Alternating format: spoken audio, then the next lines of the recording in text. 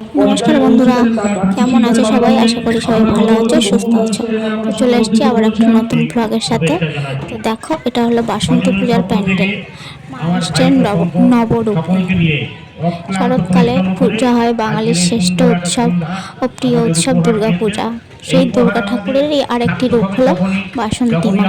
এখানে দেখো কত পরিমাণে মানুষ জমেছে আমাদের এখানে। ঠাকুর উঠেছে, আর একটা না অনেকগুলো উঠেছে। তোমাদের সাথে একে একে সবকটাই শেয়ার করব।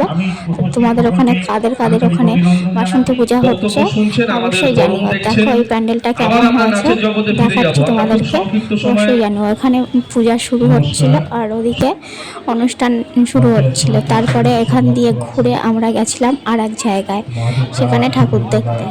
সেখানে গিয়ে দেখি শুরু হয়েছে বেলতলায় পূজা, মানে দেবীর বোধন শুরু হয়েছে, ষষ্ঠী পূজা।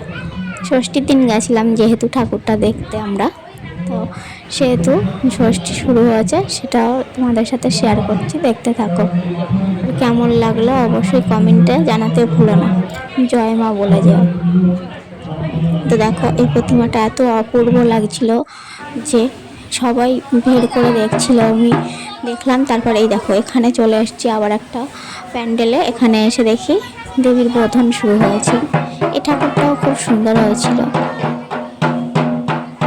ষষ্ঠী পূজা শুরু হয়েছে, বেলতলাতে বোধন শুরু হয়েছে। তো তারপরে যাব আবার এক জায়গায়, তো সেটাও চলো আমাদের সাথে, তোমাদেরকেও একটু ঘুরিয়ে আনি। আমরা চলে গেলাম আবার একটা দেখতে। এখানে মোট টোটাল 3টে ঠাকুর উঠেছিল, 3টেই তোমাদের সাথে শেয়ার করলাম। কেমন লাগলো জানিও। আর এই প্যান্ডেলটা দেখো, এটা কেমন লাগছে দেখো, দেখতে থাকো। এর আগের বারেও এখানে এসেছিলাম, আগের বারে সুন্দর বানিয়েছিল সেটাও।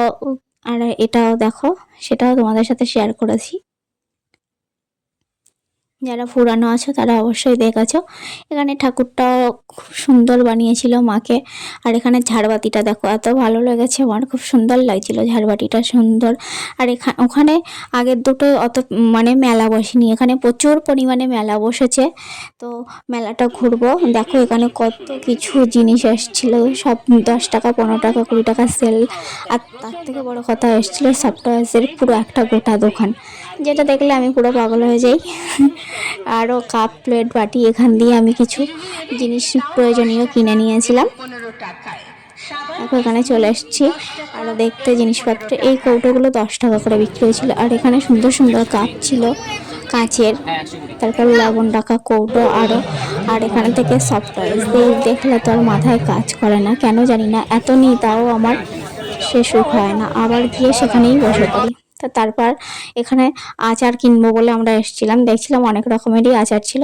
তারপর কিছু খাওয়া দাওয়া করলাম দুজন মিলে। সেই ক্লিপগুলো আর নিতে পারলাম না, তারপর বাড়ি চলে এসেছিলাম দুজন একসাথে। তো তোমাদের আজকের ভিডিওটা কেমন লাগলো অবশ্যই কমেন্টে জানিও। ভালো লাগলে একটা লাইক করে দিও আর শেয়ার করে দিও, চ্যানেলটাকে সাবস্ক্রাইব করে। দেখা হচ্ছে নেক্সট ভিডিওতে। টাটা।